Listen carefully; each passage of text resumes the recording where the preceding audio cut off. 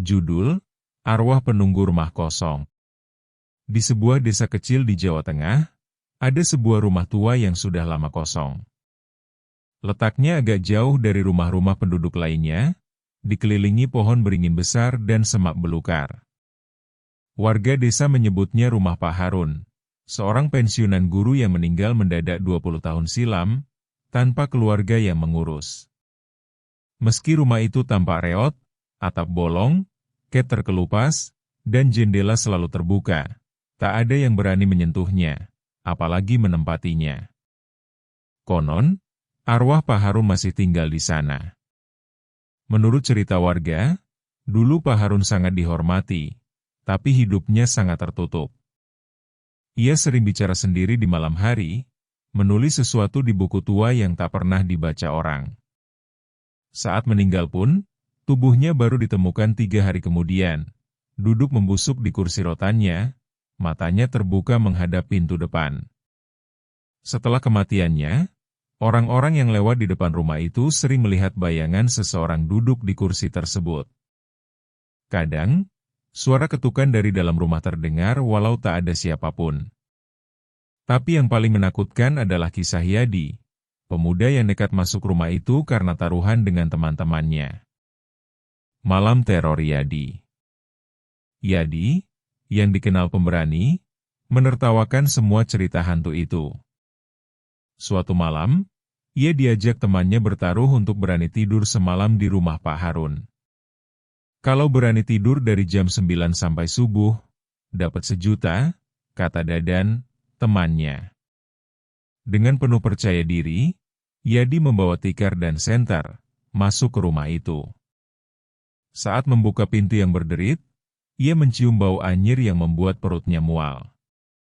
Ia menyalakan senter, menyusuri ruang tamu penuh debu, dan melihat kursi rotan legendaris itu, masih utuh, meski berjamur. Yadi duduk di sana sambil menyalakan rokok. Malam makin larut. Sekitar pukul 11, ia mulai merasa gelisah. Udara di dalam rumah terasa berat, seperti ditekan. Tiba-tiba, tok, tok, tok, suara ketukan datang dari dalam kamar belakang. Yadi bangkit perlahan, berjalan menuju suara itu. Pintu kamar terbuka sedikit, mengeluarkan bau busuk yang tajam. Saat Yadi mendorong pintu, ia tertegun. Ada sesosok tubuh duduk membelakanginya, mengenakan baju putih lusuh. Rambutnya panjang dan kusut. Tubuh itu mengerang pelan. "Pak Harun," gumam Yadi, berharap itu hanya orang gila yang masuk tanpa izin. Tiba-tiba sosok itu berbalik cepat. Wajahnya hancur, matanya hitam legam seperti kosong, dan mulutnya sobek hingga telinga. Yadi berteriak dan berlari ke arah pintu depan, tapi mendadak pintu itu tertutup sendiri dan terkunci. Ia membanting-bantingnya sambil menangis. Suara tawa serak memenuhi ruangan. "Sudah kubilang, jangan ganggu rumahku." Yadi tak sadarkan diri. Pagi harinya, warga menemukan Yadi tergeletak di depan rumah dalam kondisi linglung, bajunya kotor dan sobek.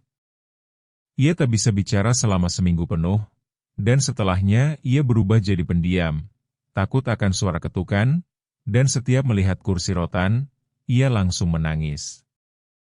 Epilog. Sampai hari ini, rumah Pak Harun tetap berdiri. Tak ada yang berani menyentuhnya. Kursi rotan itu masih di sana, menghadap pintu depan. Kadang, jika malam sunyi dan angin berhenti bertiup, terdengar suara bisikan dari dalam rumah. "Ini rumahku. Jangan ganggu." Sebelum menjadi rumah terkutuk, rumah itu adalah salah satu rumah paling rapi dan tenang di desa. Pak Harun adalah guru SD yang sangat dihormati. Ia dikenal sabar dan pintar, tapi juga misterius, jarang bersosialisasi di luar sekolah. Pak Harun tinggal sendiri setelah istrinya, Bu Yani, meninggal dalam kecelakaan aneh. Kata warga, Bu Yani jatuh dari tangga, lehernya patah. Tapi ada yang bilang malam sebelum itu, terdengar suara pertengkaran hebat dari rumah mereka. Beberapa tetangga bersaksi melihat Bu Yani keluar rumah sambil menangis, lalu kembali dibopong Pak Harun dalam kondisi lemas.